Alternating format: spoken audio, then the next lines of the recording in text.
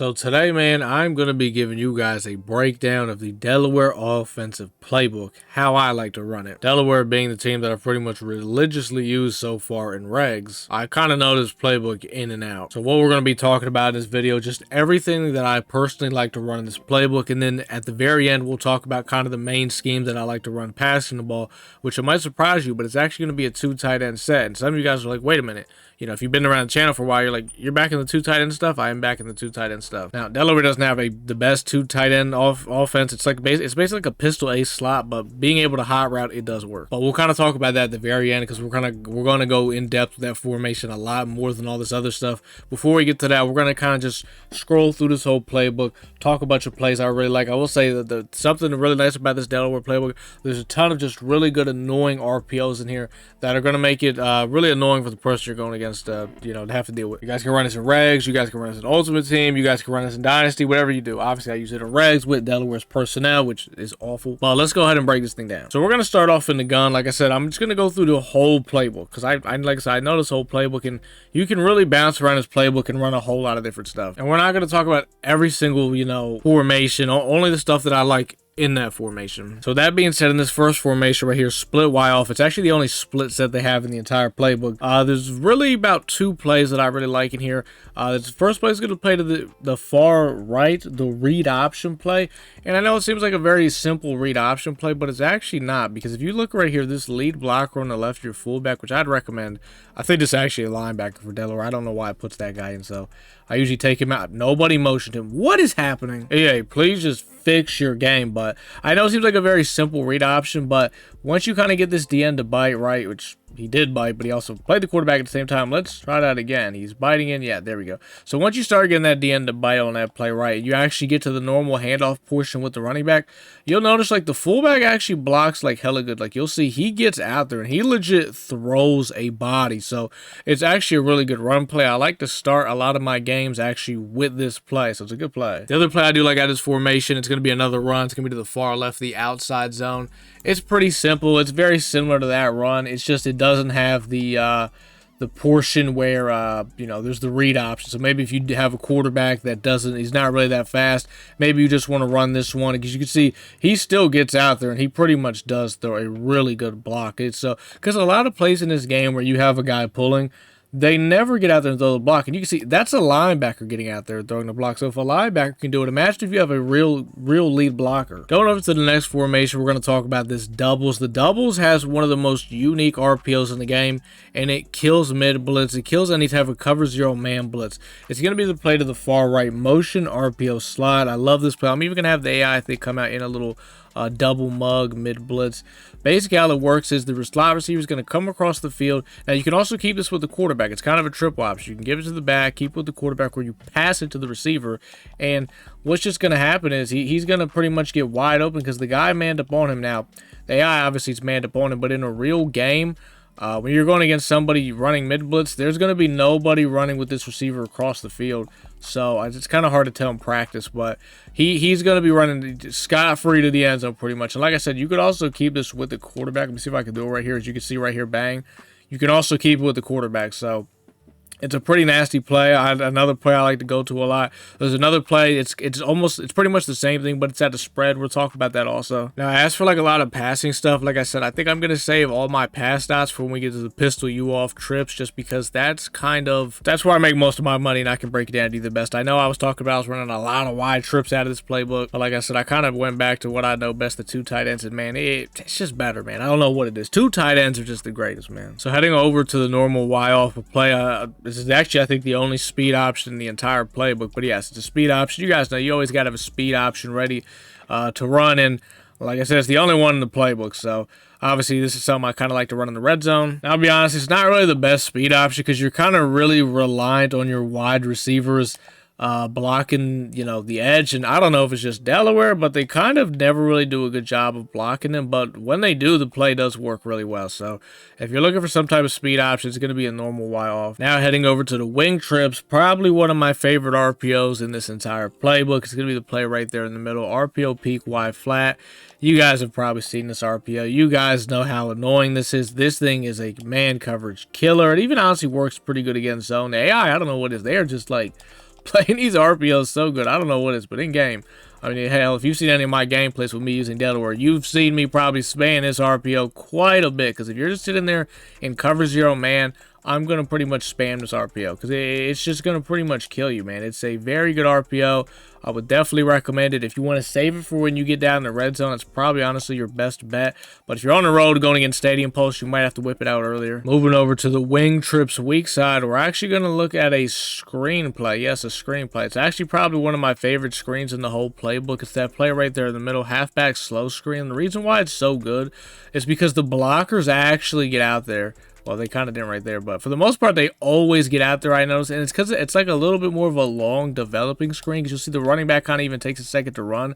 But when he dubbed, the reason why it works so well is because that second he takes to run it, it allows the offensive lineman to always kind of get down there to that second level a lot quicker. So by the time he's got the ball in his hands, they're already all down there blocking. So if you're looking for a really good screen, this is probably the screen you want to look for in this playbook. Staying in the same formation, though, there's going to be a run play I do like right here. It's going to be the play to the far left, wide zone read. It's a read option handoff, but it works really well because the handoff part of it's just really good. It's basically like a little stretch. You got your tight end over there kind of as a guy helping blocking the edge, and then you could also just, you know, keep this thing with the quarterback. I don't know what just happened right there. Why did everybody just get like shot blocked? But yeah, it's a really good run. It works really well, especially if you got like a mobile quarterback. So when you do actually keep it, it'll just, you know, help out a whole lot. But yeah, the handoff portion of it's very good. So another really good run play that you guys can run. And when you're coming out some of these wide trips and wing trips formations, you want to have something to kind of keep the defense tame, so they don't always think that you're about to run the RPO. So it'll always kind of throw them off a little bit. Moving over to the Y off trips, we got one of my favorite runs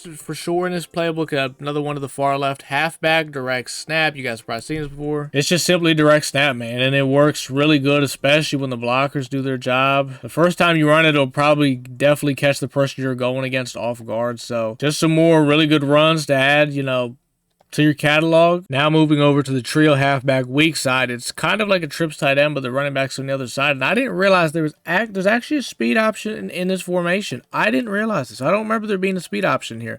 Now that I know this, I'm not gonna lie, this one is probably gonna be the better speed option to run over the normal one, just because you can see how when you're running this, you're running it to where all the wide receivers at, which is gonna, you know, it just makes life a whole lot easier. So honestly, you know, this is probably the speed option I would run over that. I don't even remember this being in here. And I've came out in this formation a couple times because there was actually another play I was about to show you guys, and I just noticed it in here. They must have just added this. I don't remember this being in here. But the play I was looking to show you guys is the play to the far left, RPO alert bubble. I think you guys kind of get why. If you went against trips tight end, you guys know those little RPO alert, those little bubbles out of it are very annoying to go against. And, you know, especially if you don't really come out in this very often. Let's say you just come out in the, you know, in the red zone with it. It's a really good play to run. And the good thing is, like, you know, because the main way they have to stop it is they pretty much have to play man on it. So if you notice, okay, they're playing man right there, well, then you can just kind of audible out of this and cook a quick little man beater up, because that's how they kind of have to beat it. So it's also a good way to kind of, you know, tell. Now, the handoff portion of it isn't anything too crazy, but,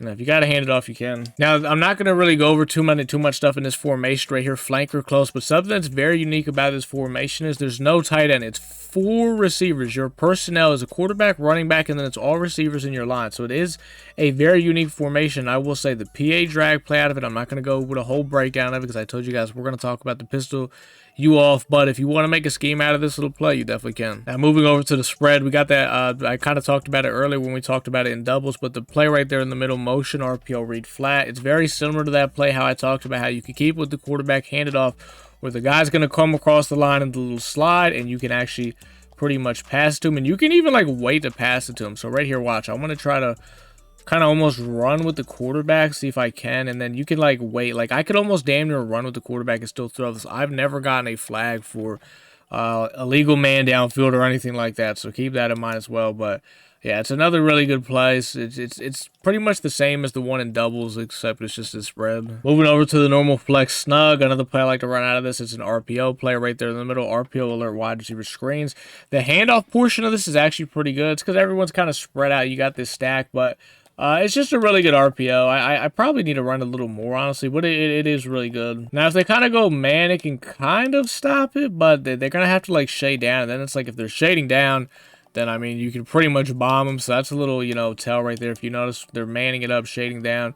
you could audible something to like kind of like this with some streaks, and then you know you can pretty much just take the top off real quick. So a bunch of stuff that kind of works off each other. That's the good thing about these RPOs. You know, if you notice like they're trying so hard to stop it, a lot of times you can work off that and check to something else. And the very last thing we'll kind of talk about in the gun is the empty. I'm not going to go in depth about any of this stuff really, but I will say this: if you are a guy that likes the empty, you're probably going to like this thing a lot. You got this empty shallow cross play. It's, you know, a really good, you know, on the road play. If you know, you can't really put any high routes out there, just kind of snap that and run that. So if you are someone that enjoys empty, Delaware has a very good empty. Now moving on to the pistol, we're very close to getting to the U-off trips. We're going to save it for last. We got a couple more things we're going to talk about. Then we're going to move on to this full house close strong. One play I like, only one play I really like running out of this is the stretch play right there in the middle. The way that I've made the best out of this play is not just snapping it stock like this. Like, you can, sometimes the blocks will be kind of good at it, like they were right there, which, you know, like I said, sometimes they are, but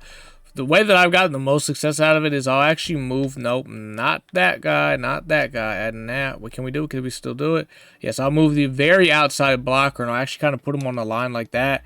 And I've noticed that has just given me better blocks right there. The line just absolutely got shitted on. But yeah, if you just kind of move him over right there, I don't know. I've just noticed the lead blocks are kind of better because it kind of gives them a head start to getting out there. So also, like, get some play action stuff you could do off it. I've tried it, and I'll be honest, it's just never really worked for me in game. You know, it's something that looks like it might kind of go crazy, but, you know, I don't know. In game, just doesn't really work for me. You can try it though, but it's, you know, some interesting play actions. This is probably the go-to one I would run right here because it does the fake stretch, the whole thing, and then you can kind of, you know, figure out where you're going to go with the ball after that. We're going to skip the U-off trips, save that for last. The trips over those, pretty good. There's actually some really good stuff in here. The first play is going to be the play to the far left.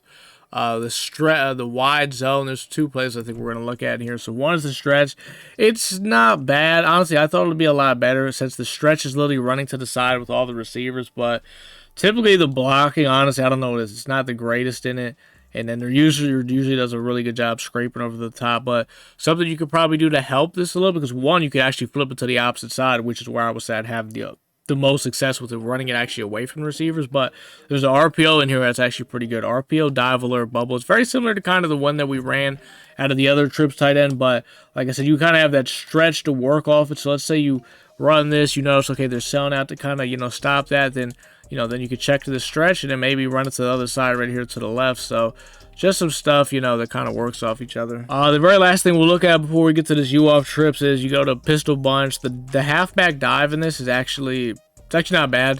It's probably something you might only run one time, and you're probably thinking, okay, well, hold on, I got pistol bunch. Can I make a little scheme out of it? You could, but you can't block the tight end in it. It's like the old school bunch, so keep that in mind. And it's not bad. I will say, like, here, I'll show some of the route combos and stuff. And that's some pretty good route combos. You got to be careful on some of these because the ones that say dash, it's an automatic rollout play and you can't take it out. But the plays that don't, like PA cross is kind of solid. You got Seattle to the far left, which is, you know, just basically verticals. PA deep end's pretty good. So, I mean, if you want to try to run this pistol bunch, you definitely can. But now let's get to, you know, I guess the mini scheme we're going to kind of break down in this video. I know it kind of took a while to get to this, but I wanted to kind of talk about the whole playbook as a whole. It's going to be pistol U-off trips. And you're probably thinking, why is this the main scheme? I'm a guy that really likes two tight ends. I don't know what it is. It's just where I seem to make my money on offense when it comes to, you know, throwing the ball and all that stuff. Now, is this the greatest two tight end formation? No. But it's all we got to work with Delaware, so that's what we're going to go with. Now, before we get into all the dots and the route combos I'm going to give you guys,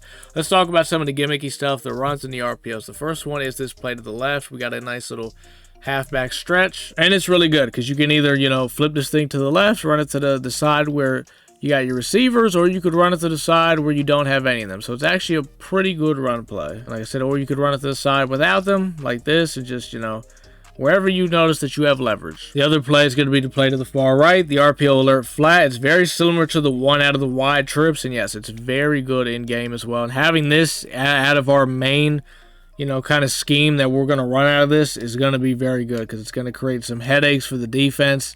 So really good play. Now, as for throwing the ball out of this, I guess there's two ways we're going to kind of break this down. I'm going to break this down when you have stadium posts, what we can kind of do the best to, you know, counter this thing, and when we don't have stadium posts. So I'm going to start with no stadium posts. You can just high route, do whatever you want.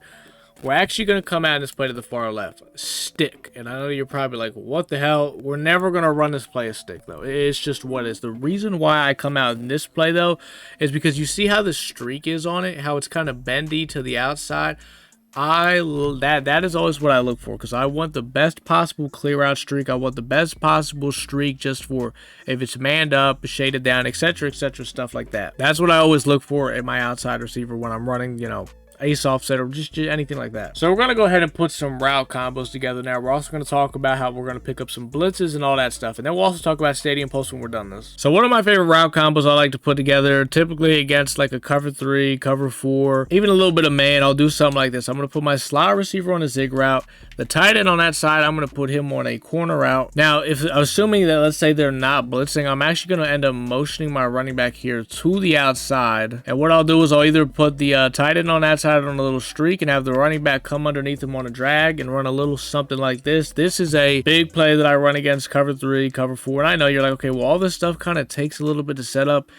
It really doesn't, well, at least for me, because I already know what I'm kind of doing and I'm setting this thing up so fast. But how the progression kind of is on this play. So first thing I'm looking at is I'm looking to see if I can immediately hit that quick seam streak, because a lot of times in cover 3, you know, you kind of have that seam streak ability. So I'm seeing if I can kind of get that out quick.